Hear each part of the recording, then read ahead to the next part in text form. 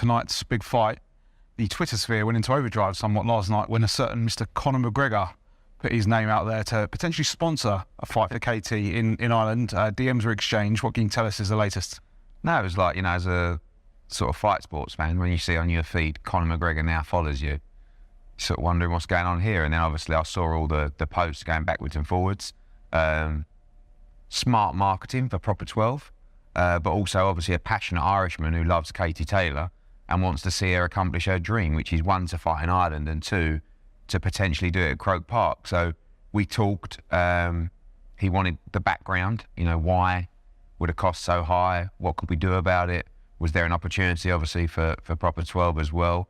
There's a little bit of beef, obviously. You got Conor McGregor with Katie Taylor and Jake Paul with Amanda Serrano. And I think Conor's main priority is to try and see history made in Ireland. So, yeah, we went backwards and forwards. We're going to speak again this week.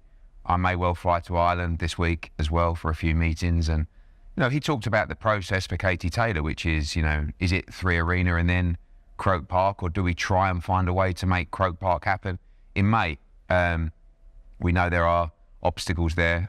Whatever happens, Katie Taylor's next fight will be in Ireland. And, you know, it's very helpful to have a chat with a champ and see what he could do to help. So was it an actual chat over the phone, or was it just... No, just DMs. I said that I could pop to Ireland this week to sit down and meet him and talk about, you know, obviously any way that we could make it happen. I think as an Irishman, as a fighter, he would love to see an event at Croke Park, and he would love to see Katie get her night. She will get her night, you know, whether it's in May or whether it's in September. But obviously the priority is to make sure that Katie Taylor fights in Ireland next, and probably the one after. You know, maybe we end her career from here in Ireland. And does this development somewhat change the landscape? I think he was quoted on Ariel's show midweek saying Croke Park's potentially slipping away a little bit. I don't know. Look, there's a long way to go. You know, I think the costs are the costs. You know, we do have our TV date, which is May the 20th. And we'll see what happens next week. But, you know, the priority is to see what happens tonight, in all honesty. I mean, everybody's talking about Taylor Serrano too. Erica Cruz has got different ideas.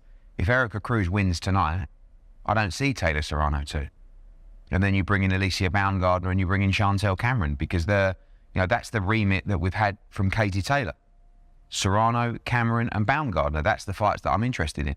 You know, and potentially 2 of those could be undisputed to join Chantel Cameron tonight. Yeah, like you say, there is business to attend to first and foremost, and maybe Erica feels a bit overlooked in this fight. Is that fair to say? I don't think so. I think she's really kept herself to herself. You know, she's got a very close team with her father. She's very proud. She's a tremendous fighter. Serrano's going to do everything she said she'll do. She's going to come out. She's going to go at Cruz from the first bell. It's going to be a tremendous fight. You presume that Amanda is focused on this fight. You know, there has been negotiations going on behind the scenes. Obviously, Katie Taylor's here in New York to watch.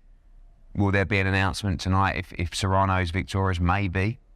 But right now, Serrano, I don't think even wants to go down that line. She just wants to focus on making history and becoming the first Puerto Rican undisputed world champion.